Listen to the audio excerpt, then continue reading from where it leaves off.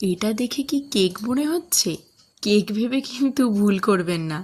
আমার মেয়েও প্রথমে এটা কেক ভেবেছিল, কিন্তু আসলে এটা কেক নয়। এটা হলো একদম হেলদি আর ডিলিশিয়াস একটা ভেজ স্যান্ডউইচ। আর এই স্যান্ডউইচের সবচেয়ে ভালো ব্যাপার হলো এতে একদমই মেয়োনিজ ব্যবহার করিনি। প্রথমেই এর ফিলিং তৈরি করে নেব। এর জন্য নিয়েছি গাজর, ক্যাপসিকাম আর বাঁধাকপি। একটা প্যানে সামান্য বাটার দিয়ে ভেজিটেবলগুলো দিয়ে দিয়েছি। খুব বেশি রান্না করব না, শুধু একটু সটে করে নেব, যাতে ভেজিটেবলের ক্রাঞ্চিনেস বজায় থাকে। সটে করা ভেজিটেবলগুলো বলে ট্রান্সফার। এর মধ্যে সামান্য নুন, গোলমরিচ আর শসা দিয়ে ভালো করে মিশিয়ে নিলাম। এবার আসছে এই রেসিপির আসল টুইস্ট। মেয়োনিজের পরিবর্তে আমি ব্যবহার করেছি পনির আর কার্ড।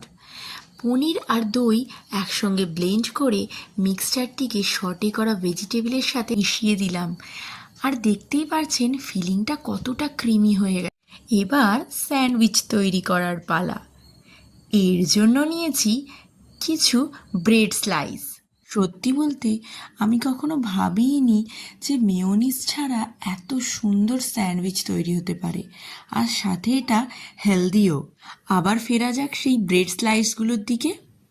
প্রতিটা ব্রেড স্লাইসে হালকা করে বাটার লাগিয়ে নিচ্ছি।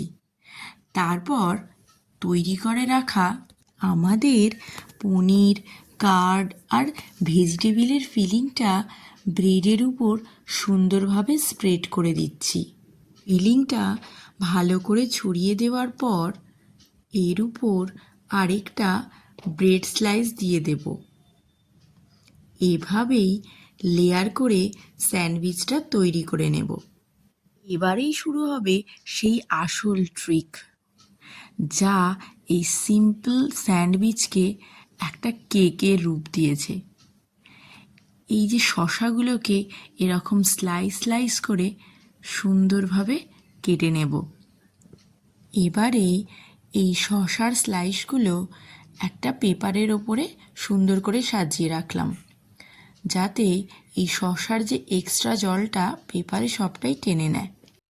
শসার ওই পাতলা স্লাইসগুলো ব্রেডের উপর সাজিয়ে দিলাম। এবার স্যান্ডউইচটাকে সুন্দর করে শেপ দেওয়ার জন্য চারপাশটা একটু ট্রিম করে নিচ্ছি। আর এখানেই কিন্তু দেখতে শুরু করেছে একদম ছোট্ট একটা কেকের মতো। এখন স্যান্ডউইচটাকে সুন্দর করে পিস করে কেটে নিচ্ছি। আর পনির, দই, ফ্রেশ ভেজিটেবলসের কম্বিনেশনটা যেমন হেলদি আর তেমনই কিন্তু খেতেও দুর্দান্ত। তাই ব্রেকফাস্ট, ইভিনিং স্ন্যাক কিংবা বাচ্চাদের টিফিনের জন্য একটা সুন্দর অপশান হতে পারে।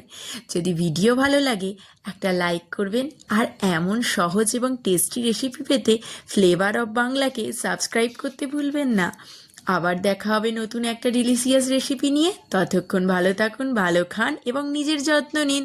ধন্যবাদ।